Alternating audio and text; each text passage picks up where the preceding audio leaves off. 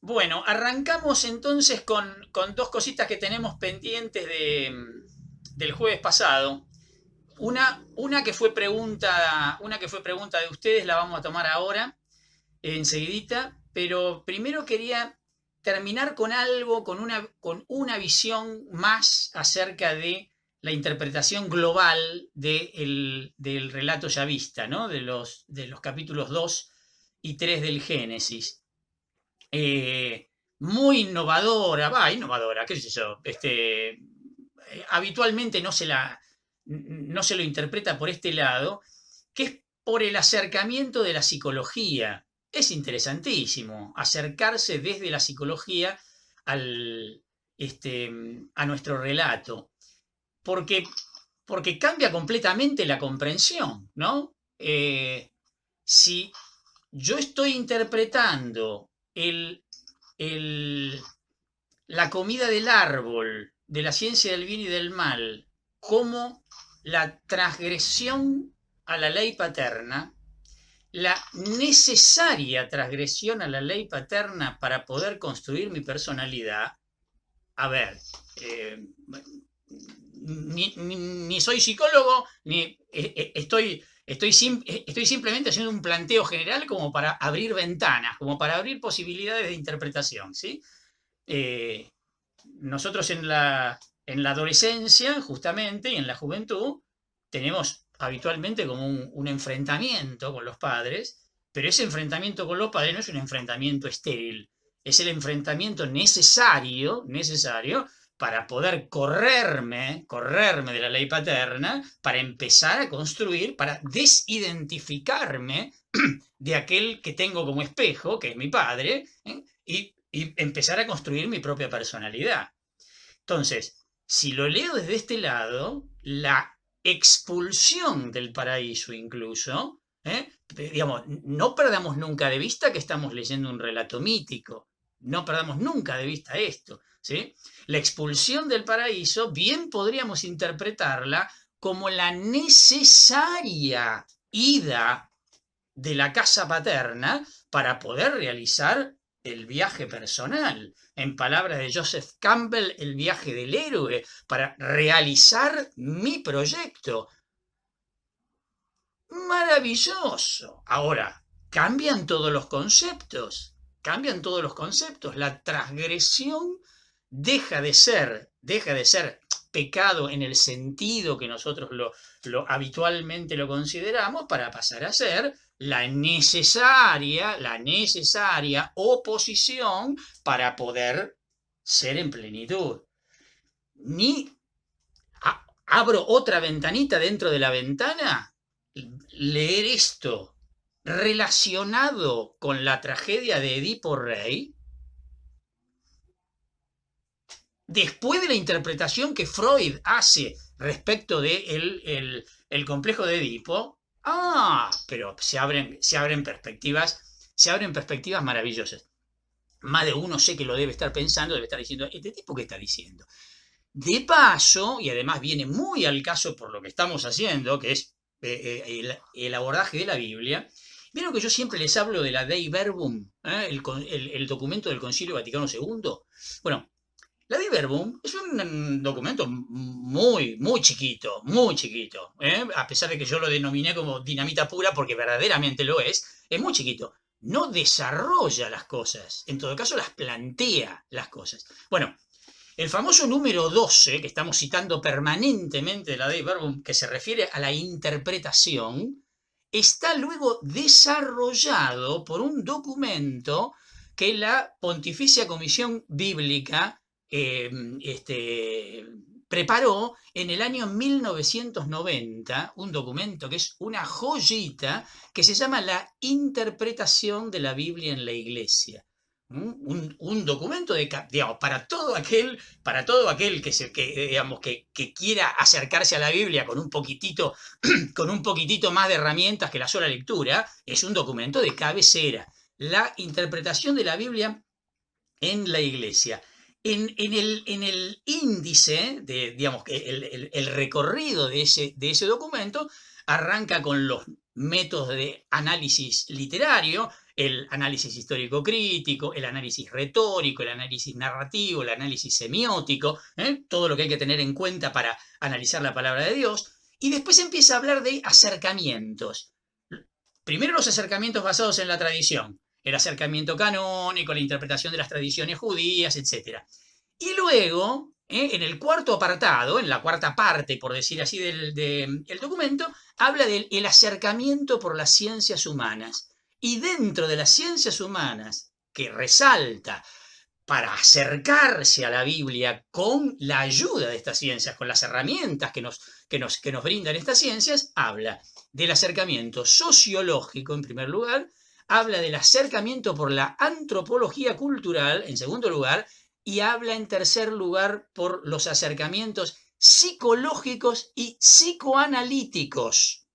O sea, que lo que estamos planteando no es nada descabellado, nada descabellado. Está propuesto por el documento de la Iglesia, de la Pontificia Comisión Bíblica, la interpretación de la Biblia en la Iglesia. Y así como después, bueno, ya que estamos, se los completo, habla de los acercamientos contextuales, y dentro de los acercamientos contextuales destaca fundamentalmente dos: el acercamiento liberacionista, que viene digamos, de patrimonio de la teología latinoamericana, el acercamiento liberacionista, y el acercamiento feminista. Más de uno debe estar abriendo los ojos. Documento de la Pontificia Comisión Bíblica, 1990, la interpretación de la Biblia en la Iglesia. Quiero decir esto para que vean que estamos...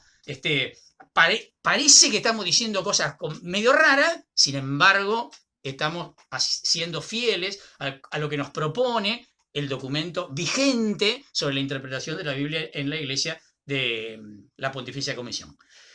Bien, era una cosita que me había quedado pendiente, que tenía muchas ganas de desarrollarla. Y ahora vamos a la pregunta que hicieron ustedes, que yo dije, uy, sonamos, pero lo entiendo, sí, por supuesto. Alguien preguntó la otra vez por el tema del demonio. A ver. Voy a empezar por acá.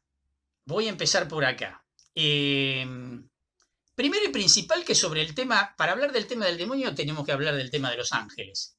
Digo, para hablar con un poquito de fundamento, ¿no? Tenemos que hablar del tema de los ángeles. Y el tema de los ángeles lo encontramos, digo, ya de entrada, empiezo por acá. El tema de los ángeles lo encontramos en el Catecismo de la Iglesia, entre los números 328 y 336 del Catecismo de la Iglesia Católica. Ahí está dicho todo lo que necesitamos saber acerca de los ángeles. Y sobre el tema del demonio, en el mismo Catecismo de la Iglesia, entre los números 391 a 395. Ahí está lo que tenemos que saber. Casi que podría escaparme, diciendo, vayan y lean el Catecismo de la Iglesia. Ahora, yo no creo que quien preguntó, que no me acuerdo quién fue, quien preguntó por el demonio, lo que esté pretendiendo es que yo lo remita al Catecismo de la Iglesia. Supongo que quiere escuchar lo que tengo para decir del tema. Bueno, voy a hablar, no me voy a escapar de un tema tan complicado. A ver.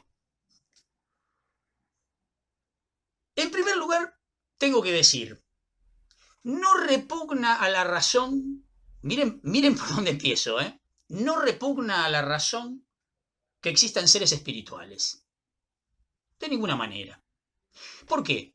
Y por la sencilla razón de que nosotros tenemos experiencia de ser espiritual, que somos nosotros mismos.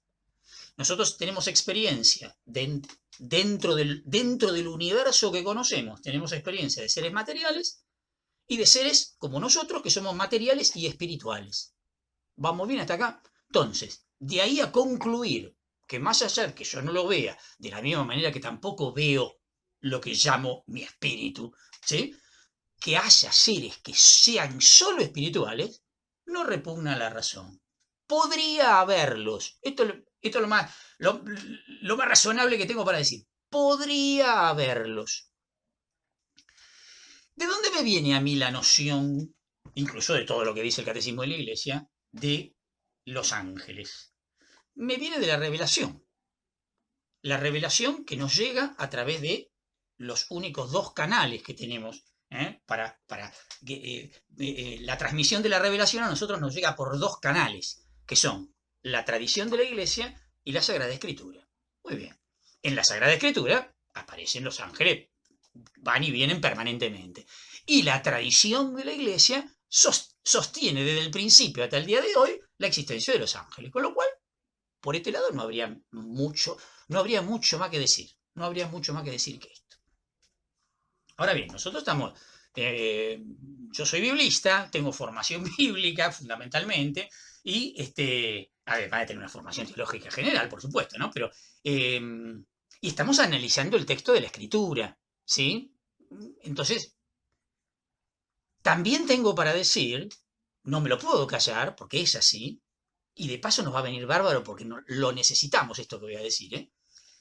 ¿Se acuerdan que les decía que los primeros libros del Antiguo Testamento, lo que llamamos el Pentateuco, o la Torá para los judíos, fue escrito a lo largo de un proceso extenso, complejo, en donde llegamos a la conclusión de que el libro en su totalidad es el resultado de la fusión de varias tradiciones, de varias historias, de varios documentos que se fueron poniendo por escrito seguramente o por tradición oral a lo largo del tiempo y que en un momento de todo eso se hizo una sola obra, que es lo que nosotros tenemos hoy. Seguramente esa redacción final la tenemos que ubicar a la altura de el posexilio, que se llama, o sea, cuando los judíos regresan del destierro en Babilonia. Estamos hablando en números redondos, año 500, 400 antes de Cristo. Bien, bárbaro. Dentro de estas tradiciones, nosotros estamos hablando permanentemente ahora de dos nada más. Se suelen reconocer 4 tradiciones. Estamos hablando permanentemente de 2, la sacerdotal y la yavista. ¿Vieron? Que estuvimos hablando. Tenemos el relato, nosotros pasamos por el relato del capítulo 1, que es de la tradición sacerdotal, y después pasamos al relato yavista. Por eso conocemos a estas 2. Pero hay otras, que yo ya la nombré una, que es la tradición eloísta. ¿Por qué la quiero traer? Porque es importante para poner otro foquito más respecto del tema nuestro, del tema de los ángeles. Cuando la tradición yavista quiere hablar de la relación de Dios con el ser humano, no tiene ningún escrúpulo en cuanto a necesitar ningún tipo de intermediario. Ya vemos, tranquilamente, que en nuestro relato Dios aparece, yo lo he dicho varias veces esto, con rasgos antropomórficos, aparece como si fuera una persona. Por ejemplo, aparece como un alfarero, de hecho, en la creación del ser humano. ¿Se acuerdan? Y modeló con arcilla, como si fuera un alfarero. Bueno, después se pasea por el jardín a la hora de la brisa. Habla con el hombre directamente, le habla a la serpiente, le habla a la mujer, delibera. Parecería como que fuera una persona. Uno podría decir, bueno, sí está bien, pero porque estamos en este universo de estos relatos míticos de los primeros 11 primeros capítulos del Génesis. Bueno, podría ser, pero me voy de los 11 primeros capítulos del Génesis y me voy al capítulo 12, cuando Dios lo llama a Abraham y le dice, Abraham, deja la tierra de tus padres y ve a la tierra que yo te mostraré, otra vez le habla directamente, como si tuviera línea telefónica directa, como que Abraham tiene el celular de Dios. ¿Por qué esto? Bueno, hipótesis. La tradición yavista nosotros la ubicamos en el contexto de la etapa de la monarquía y posmonarquía, en donde el pueblo de Israel estaba viviendo una situación de bienestar, de poderío, se sentían bendecidos por Dios. Por eso la experiencia del yavista es la experiencia de alguien que está en la familiaridad de Dios, con un Dios cercano, que lo cuida, que lo protege, y la prueba de todo eso es la situación en la que se encuentran. Enseguidita, ya hoy, vamos a hablar de, en el relato de Caín y Abel, se habla de el estar en la presencia de Dios. Bueno, esto es bien del yavista, esta cercanía con Dios. U otra cosa que estuvimos diciendo también, el tema del optimismo permanente de la tradición yavista. Por el contrario, la tradición eloísta, que la tenemos que ubicar un poquitito más tarde, un par de siglos más tarde que la tradición eloísta, cuando ya la situación del pueblo de Israel no era tan buena, habían empezado las diferencias sociales, grandes pecados, se habían dividido por la mitad, se provocó el cisma que separó el reino del norte y el reino del sur, el reino del norte que para colmo se separó del templo, se separó de la dinastía de David, etcétera, etcétera, etcétera. Bueno, tendría que haber un montón de elementos, pero no tenemos el tiempo ahora. Los profetas empezaron a tallar con mucha fuerza en esa época para mandarle al pueblo que Dios está enojado porque ustedes son infieles a la alianza y tienen que volver a la alianza y meta y el juicio de Dios y todo. La tradición eloísta, con una fuerte influencia profética de los profetas de este tiempo, tiene otra imagen de Dios que la tradición yavista, completamente distinta. Para la tradición eloísta, Dios está enojado. ¿Por qué? Y porque el pueblo es permanentemente infiel. Entonces, ¿vieron todo lo que aparece en el Antiguo Testamento con el tema del temor de Dios? El temor de Dios, que después nosotros hacemos malabarismos, porque nos llega el término, hacemos malabarismo, porque claro, después de la revelación del Dios en Jesús, en los evangelios, no podemos seguir sosteniendo. Entonces hablamos del tema de que el temor de Dios en realidad representa el respeto por Dios, por su trascendencia, que está muy bien, no digo nada en contra. Lo que estoy queriendo decir que el temor de Dios de la tradición yavista no es todo este discurso que nosotros hicimos después, es el miedo. Le tengo miedo a Dios, porque Dios me puede castigar, porque Dios puede mandarme plaga, porque Dios me puede exterminar. Ese miedo, el miedo de verdad, no el dibujado. Bueno, cuando Dios se manifiesta en los relatos de tradición eloísta, tremendo. Ejemplo, la teofanía del monte Sinaí. Cuando Moisés va al monte Sinaí y está entre los relámpagos y los truenos y la nube, nadie ve y todo el mundo temblando abajo. Vayan a leerlo si quieren, capítulo 19 del libro del Éxodo, si no me creen. Una descripción tremenda es. Bien, cuando Dios se quiere comunicar con el ser humano, en la tradición eloísta, no se comunica como con la tradición yavista que habla directamente. Se sirve de intermediarios. O se sirve de sueños. ¿Qué quiero decir con esto? Estoy metiendo una púa, lo reconozco.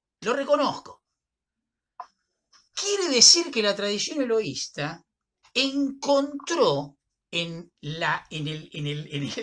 el sujeto ángel el modo de dar a entender cómo Dios se comunica con el ser humano. Cosa que la tradición yavista ni la tiene en cuenta esto, ni lo tiene en cuenta. Lo mismo va a pasar con la literatura apocalíptica que va a venir mucho tiempo después. Lo mismo, el ángel la juega de intermediario entre Dios y la humanidad. Es toda una onda, digamos, una tendencia que quiere preservar la trascendencia de Dios. Y para eso entonces se necesita como una instancia intermedia, como un escalón intermedio, justamente sí, un intermediario, no hay otra palabra mejor que esto, para acceder a Dios. Entonces, claro, desde un análisis crítico bíblico, caben las dos posibilidades. Que la expresión ángel en la Biblia represente un simbolismo de la relación con Dios, o que efectivamente estemos hablando de seres concretos. Y se lo describe como un ejército. De hecho, hablamos del ejército celestial. con trono, dominaciones, potestades, querubines y serafines y arcángeles y de todo tenemos, de todo tenemos. Antiguo y Nuevo Testamento. Ahora, tengo que ser sincero, no les puedo mentir. La mitad de la biblioteca teológica, es un modo de decir, no sé si es 50 y 50, pero la mitad de la biblioteca teológica se van a encontrar con autores que van a considerar que los ángeles son un símbolo. Y la otra mitad de la biblioteca teológica se van a encontrar con autores, todos católicos estoy hablando, La otra mitad de la biblioteca, digamos, son autores católicos que van a decir, no, ¿qué símbolo? Es realidad, son seres espirituales,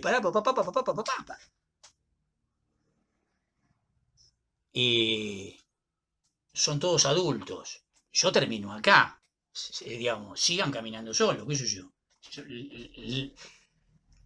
Les dejo este planteo, ¿no? Que los que son docentes me van a entender, ¿no? El docente, mucho más que dar respuesta, lo que tiene que hacer, que es generar interrogantes, ¿no? Abrir caminos, abrir ventanas, y no cerrar.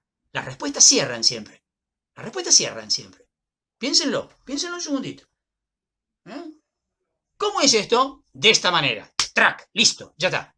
No sigo pensando, porque ya tengo la respuesta. No. Vayamos. ¿Por qué empecé por Los Ángeles? Por lo mismo que había dicho la vez pasada. Nosotros estamos presos, ¿se acuerdan? Lo retomo, estamos presos del optimismo metafísico, presos, otra vez, ya lo dije, presos en el lindo sentido. Nosotros identificamos a Dios con el bien. El ser lo identificamos con el bien, ¿correcto? A tal punto, esto no lo dije la vez pasada, a tal punto que Dios ni siquiera es bueno. Dios no es bueno adjetivamente. Dios es el bien sustantivamente. ¿Qué es lo bueno? Lo bueno es todo lo que Dios creó. El mundo, nosotros somos buenos. Él es el bien, Él no es bueno. ¿Me entienden, no? De la misma manera que Dios no existe. Dios no existe. ¿Qué es lo más cercano que podemos llegar a decir de Dios? Dios es. Porque justamente lo que existe es lo que recibió la existencia. La partícula ex viene de afuera, justamente. Todo lo que existe recibió la existencia. ¿De quién? De Dios. Él no recibió la existencia de ningún lado. Él la tiene por sí. Por lo tanto, Dios es. Dios no existe. Bueno, lo mismo. Dios no es ni veraz, ni justo, ni misericordioso. Nada de todo eso. Dios es el bien, es la verdad, es la justicia, es la misericordia. Es. Y ya. Vamos, hasta acá estamos bien. De ahí concluíamos. Nosotros tenemos un problema bárbaro con el mal. Pues no sabemos dónde ubicarlo. ¿Se acuerdan que habíamos dicho eso? Bueno, y ahora tenemos este problema con el demonio. También. La única manera que vamos a poder decir algo razonable respecto del demonio es que sea un ángel. Sí. Porque el demonio, digo, no se me sorprendan, pero el demonio es bueno. Primero, si existe, el demonio es bueno. Porque si no, no sería. ¿Y por qué digo esto? Porque soy un optimista metafísico. Porque creo que todo viene de Dios. Y por lo tanto, si es que existe el demonio, tuvo que venir de Dios. Por lo tanto, es bueno en sí mismo. ¿Cómo? Y sí, no tengo otra alternativa. No sé, si alguno me encuentra una escapatoria, dígamela, porque yo todavía no la encontré. Y entonces, ¿cómo lo explicamos? El catecismo de la Iglesia lo dice, ¿eh? A ver, es una explicación medio compleja, pero cuando uno lo razona, es incomprensible pero razonable, aunque parezca raro. Estoy partiendo de la posibilidad de que existan los ángeles, ¿no? Estoy parado ahí, digo, para que me entiendan. Si los ángeles existen, son seres espirituales. Bien, si son seres espirituales, esto quiere decir que no están sujetos, por no ser materiales, como nosotros, no están sujetos a las coordenadas de espacio y tiempo. ¿Me van siguiendo? Nosotros estamos sujetos a las coordenadas de espacio y tiempo justamente porque somos seres corporales, además de espirituales. ¿Hasta acá vamos bien? Por ahora no me interesa tanto lo del espacio, me interesa la categoría de tiempo. Por eso que nuestros yerros, ¿se acuerdan cuando hablábamos del pecado como errar en el blanco? Por eso es que nuestros yerros son solucionables. ¿Por qué? Y porque nuestra existencia se da en el tiempo. Entonces yo meto la pata hoy, meto la pata acá, pero mañana puedo revertir la situación, lo que vulgarmente llamamos la conversión. Trasladen esto mismo a un ser espiritual. Un ser espiritual no se da en el tiempo. Un ser espiritual solo es concebible en eso que no tengo la menor idea de lo que es, pero que llamamos eternidad, que es lo que no está sujeto al espacio y al tiempo. Desde la teología, perdonen que esté tirando tanto dato, pero bueno, me preguntaron, yo respondo. Desde la teología, la eternidad no es lo que habitualmente pensamos que es el tiempo para siempre. No, justamente eso no es la eternidad. No es la sucesión infinita de tiempo. La eternidad está definida en el medioevo, lo definieron esto, Boecio creo que fue, la posesión total y simultánea de la vida infinita. Si alguien sabe qué quiere decir esto, otra vez también mándemelo por mail, porque yo no tengo la menor idea de lo que quiso decir Boecio cuando dijo eso. Pero algo, la posesión total y simultánea de la vida infinita, no la sucesión de tiempo. Perdonen que insista con esto porque es la única manera de entender lo que voy a decir luego. Si llevado a lenguaje geométrico, nosotros somos una semirrecta, a ver si me siguen, nosotros somos una semirrecta porque tenemos un principio, antes no éramos, empezamos a ser y creemos que esto que arranca acá no termina más. Entonces somos una semirrecta. Si nosotros somos una semirrecta, Dios no es la recta, que es la sucesión infinita de puntos. En todo caso, si le quiero buscar alguna analogía, sería el punto. El punto sería. No estoy, por Dios, no estoy diciendo que Dios es un punto. Pero digo, si le quiero buscar alguna analogía equivalente a nuestra realidad como semirrecta, en ese caso Dios sería el punto. Bien, vamos hasta acá. Entonces, ¿qué pasa? Si el ángel es un ser espiritual, quiere decir que tiene inteligencia y voluntad libres como nosotros. Por lo tanto, puede elegir. Y si es solamente espiritual, no tiene tiempo. Por lo tanto, cuando elige en la eternidad. Es un solo acto la elección. Un solo acto y definitivo. Porque no hay tiempo después para decir, uy, no, perdón, me equivoqué. No, ¿se entiende? No hay tiempo para eso. No hay tiempo para eso, que es por lo que nosotros, por suerte tenemos. Maravilloso. Entonces, por eso, el catecismo lo va a decir, por esa razón, que el demonio sea un condenadito, por decirlo de algún modo, ¿no? No es porque falló la misericordia de Dios, o Dios se enojó tanto con el demonio que a ese sí que no lo perdonó. No, de ninguna manera. Él decidió definitivamente, y por eso ocupa el lugar que ocupa. A Dios se le caen los lagrimones, porque es una de sus criaturas. No es una imagen, porque es una de sus criaturas. Y para colmo no tiene remedio. Nosotros somos unos atorrantes, pero por lo menos tenemos remedio. ¿Me entienden? Bien. Esto sería más o menos el demonio si es que existe. Termino con esto. Me lo están preguntando porque en referencia al relato que acabamos de analizar. Bueno, ya lo dijimos, lo vuelvo a decir. Recuerden, en el relato que acabamos de analizar, no existe la palabra pecado, ni existe la palabra demonio.